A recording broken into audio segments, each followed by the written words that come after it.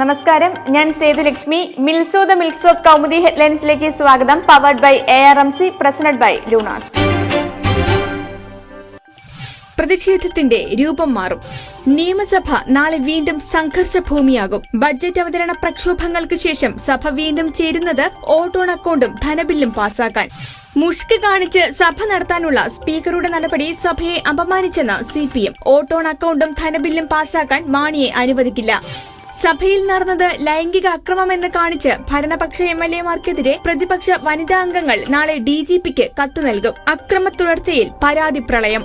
ഭരണപക്ഷത്തോട് സന്ധിയിലെന്ന് പ്രഖ്യാപിച്ച് LDF. അക്രമങ്ങളുടെ ചർച്ചയിൽ സഭ അനിശ്ചിതകാലത്തേക്ക് പിരിയാൻ സാധ്യത. സ്പീക്കർക്കും മുഖ്യമന്ത്രിക്കുമെതിരെ അവകാശ ലംഘനത്തിന് പ്രതിപക്ഷ നോട്ടീസ്. ജോർജിനെ പൂട്ടാൻ മാണിയും മുഖ്യനും. KM മാണി നേരത്തെ രാജിവെക്കണമായിരുന്നുവെന്ന PC ജോർജിന്റെ പ്രസ്താവനയ്ക്ക് മറുപടിയുമായി മുഖ്യമന്ത്രിയും ധനമന്ത്രിയും. ജോർജിന്റേത് വ്യക്തിപരമായ അഭിപ്രായം മാത്രം. ജോർജിന്റെ ആരോപണങ്ങൾ നിലനിൽക്കില്ല. ബാർ കേസിൽ മാണിക്കെതിരെ തെളിവില്ല. ലഭിച്ച മൊഴികൾ മാണിക്ക് അനുകൂലമെന്നും ഉമ്മൻചാണ്ടി. രാജിവയ്ക്കാതിരുന്നത് പാർട്ടി തീരുമാനപ്രകാരം. പാർട്ടി ആകാശത്തോ ആഴക്കടലിലോ അല്ല, ഭൂമിയിൽ ഉറച്ചു നിൽക്കുന്ന പാർട്ടിയാണ് കേരള കോൺഗ്രസ് എന്നും മാണി. ജോർജ് കൂടി ഉൾപ്പെട്ട ഉപസമിതിയാണ് മാണിയുടെ രാജി വേണ്ടെന്ന തീരുമാനമെടുത്തതെന്നും മുഖ്യൻ. രാജി ആവശ്യപ്പെട്ട ജോർജിന്റെ പ്രസ്താവനയിൽ കേരള കോൺഗ്രസിൽ വൻ പ്രതിഷേധം. രാജിയിൽ മണിയടിയില്ല. ബാർ കോഴ വിവാദം ഉയർന്നപ്പോൾ KM മാണി രാജിവെക്കണമായിരുന്നുവെന്ന് PC ജോർജ്. രാജിവെച്ച് സത്യം തെളിയിക്കാൻ അവസരമുണ്ടായിരുന്നു. അന്ന് രാജിവെച്ചിരുന്നുവെങ്കിൽ ഇന്ന് തിരിച്ചു വരാമായിരുന്നു. കോഴ വിവാദത്തിൽ പാർട്ടിയിൽ ചർച്ചയില്ലാത്തതിനാൽ അതിന് അവസരമുണ്ടായില്ല.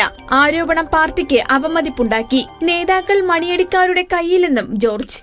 കോഴ ആരോപണത്തിൽ പാർട്ടി അന്വേഷണ റിപ്പോർട്ട് പുറത്തുവിടരുത്, അത് മൂടിവെക്കണം. ജോസഫും മാണിയും ലയിച്ച് ഒന്നായെങ്കിലും ചർച്ചകൾ നടക്കുന്നത് രണ്ടായിട്ട്.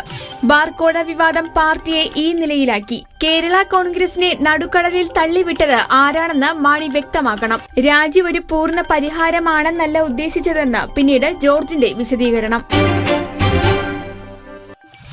കാപ്പ വന്നപ്പോൾ കണ്ണൂരിലേക്ക്.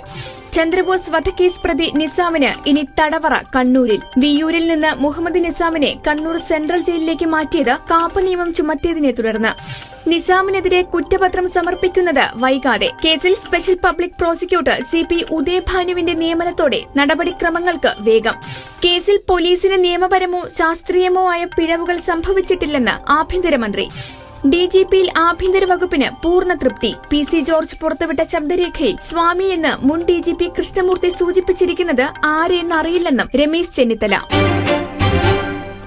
മിൽസോ the milk soap Kaumudi headlines powered by ARMC, presented by Lunas സമാപിക്കുന്നു. അടുത്ത ഹെഡ്ലൈൻസ് 1 മണിക്കൂറിന് ശേഷം. നമസ്കാരം.